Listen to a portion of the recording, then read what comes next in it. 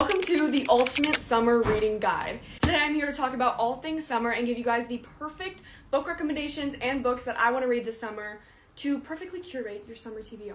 If you're a fan of those summer shows like Outer Banks or The OC, or if you just recently watched We Were Liars and are looking for your next fix that will give you kind of the same feeling that We Were Liars did, you need to read Malibu Rising by Taylor Jenkins Reid. This book is written so well, it really makes you feel like you are in the story. Pretty much at the beginning of this book, we are told that by the end of the book, their house will be in flames, but we don't know why. And so you go through the entire book getting multiple different teenagers from the family's perspective of how it led up to this fire. If you are looking for a fast-paced, easy-to-read thriller to just read by the pool or possibly help you get out of a reading slump, or if you really enjoyed Fear Street 1978, I think you will love the book The Lake by Natasha Preston. Natasha Preston is also so criminally underrated. Her books are so easy to read.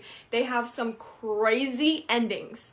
And that's all I'm going to say about that. Next up, we have a book that I think could be a hit or a miss for you, and that is That Weekend by Kara Thomas. This book is so easy to read, and the plot is so interesting. The premise is so entertaining. I sped through this book by a pool like 3 summers ago, and I had the best time. It takes place at a lake house, and I think it's the perfect book for summertime. The ending did kind of disappoint me a little bit, so if you're like someone who will dismiss a book completely if the ending isn't that great, then maybe don't read it. But like, you will enjoy your time reading the book. So I feel like that's kind of all that matters.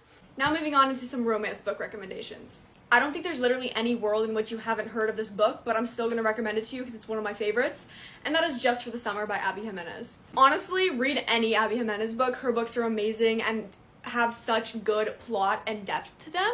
It's not just like a smutty little romance book that you're gonna forget about the next day. Like, it has some depth and like some character development, and like our characters actually have a personality. If you love acts of service, you will love this man. If you read to escape and want to feel like you are transported to another country for the summertime and you're not just sitting in your backyard, please read Love and Gelato.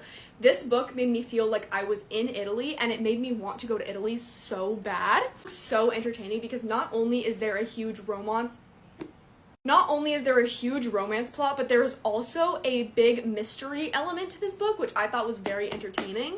Our main character's mother passes away at the beginning of the book, and her last dying wish is for the daughter, or our main character, to visit Italy, which is where her mother grew up. So pretty much, she knows nothing about her mom's past. She knows nothing about her dad. She's never met her dad. She finds her mom's diary and starts reading through it and going to all the different places that are in her mom's diary. And she starts trying to figure out who her dad is. There's all these different people that like it could be, and she's trying to figure out which one it actually was. And she's just learning that her mom was like this whole different person than she actually thought she was. We have The Co-op by Tara Dewitt. This is one that I feel like I haven't really heard too much about, but this one definitely gave me a lot of summer